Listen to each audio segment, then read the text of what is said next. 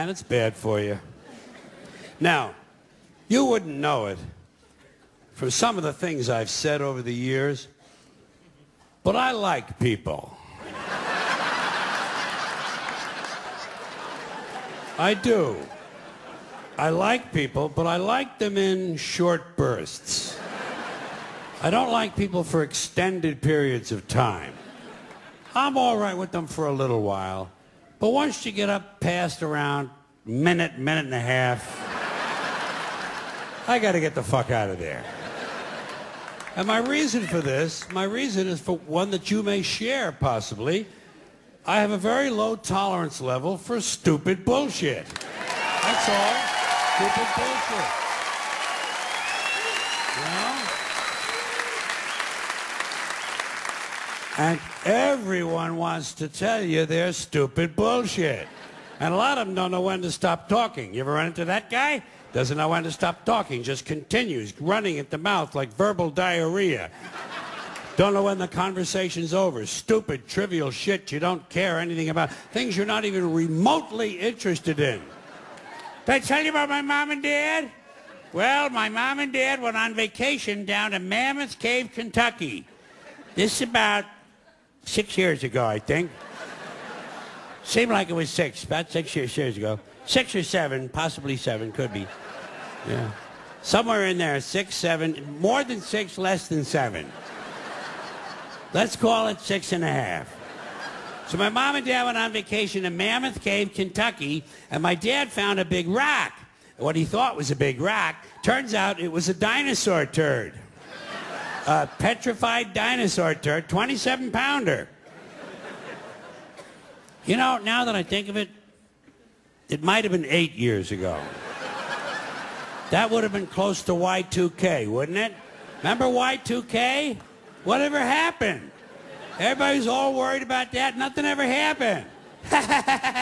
Big fuss. Nothing ever happened. You know? God, that's strange, you know? So let's say, we'll say it's 8 years. It was either 8 or 5. So my dad gave my mom this big turd. He said, "Here, Mom, this is a big dinosaur turd. Put it in your purse and take that home." My mom said, "Dad, I don't think this is a dinosaur turd. This thing is still warm. Whoever dropped this thing is still walking around in here, and we better get the fuck out of this cave."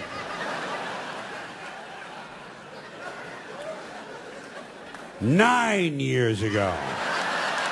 9. I know it was 9 because my wife was pregnant with our first boy, Mahmoud ibn El Said ben Salam. And he's 10 now. Or is he? He's 11. Maybe he's 11. He's either 11 or 5. And while all this is going on, you're searching through your mind for something diplomatic and tactful and graceful that you can say to help end the conversation. And all I can ever come up with is, blow it out your ass! Blow it out your ass! Blow it out your ass! Blow it out your ass! Blow it out your ass! You know? But you can't say that. Good manners don't permit it. You have to find another way, and I go to body language. I try to use my body language to show that the conversation's over. I find myself leaning at a 45-degree angle, trying to indicate the direction I'd like to go if this person would just shut the fuck up. And that I might even give him a verbal cue. Surgery. Surgery. I'm late for surgery. I'm having my ears sewn shut. You know? Yeah. Same people on the phone. Same people on the phone. Don't know when to hang up. Don't know when the conversation's over. Dumb, trivial shit. Dumb questions. So what are you guys going to do 5 summers from now?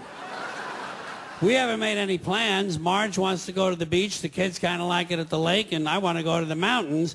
Grandma wants to visit her sister in Frog Balls, Arkansas. How about you? Have you made any plans? It's never too early to make plans. We're going to Norway in 2025. Did you know that up until the 1950s, Norway's economy was based largely on fishing? But now, thanks to the expansion of the world economy and improved drilling technique, and once again, you're searching through your mind for the right thing to say to help end the conversation. Shut the fuck up comes to mind. Or blow it out your, how about shut your fucking pie hole, might be good. Or if he prefers cake, shut your fucking cake hole. But these things, you don't want to, you can't say those things. And you can't use body language on the phone. Well, you can always amuse yourself, you know.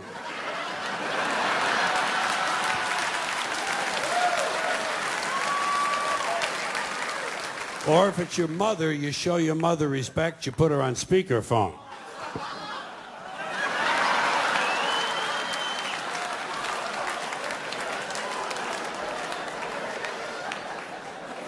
But that doesn't move the conversation along. You have to find another trick, and I go to tone of voice. Do you ever use your tone of voice to try to talk them into a soft landing? You try to coax the person toward the end. Right. Good. Okay. Good. All right, then. Good. Right. Okay. Good. Okay. Okay. All right. Oh, fuck. There he goes again. You remember my neighbor with the burns on 90% of her body? Well, she burned the other 10% now. She was lighting a fart and her bush caught fire.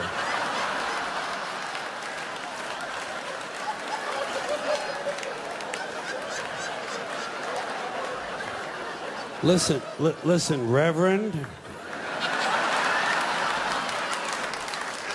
Reverend, I hate to be rude, but I just took a 3.5-hour shit. And I'm bleeding from the asshole. Well, I don't have any mercurochrome. Yes, I'll put a Snoopy Band-Aid on it. Thank you. Yeah, thank you. You do that for me. Yes, say a prayer for my asshole. Thank you very much. You have to resort to these tactics because many people do not understand what a phone call should be or what a phone call is. Ideally, a phone call is the brief exchange of a few vital pieces of information. This is a phone call. Hey, Steve, what time's the circle jerk start tonight? 10 o'clock. Okay, listen, I'm going to be a little bit late. You'll have to start without me. Oh, don't worry, I'll catch up. I'm eating a whole bunch of oysters and watching a horny movie. It's called Tarzan Fucks a Zebra. Russell Crowe. Well, it's kind of a fantasy. Right now, Renee Zellweger is blowing a unicorn. That's a phone call.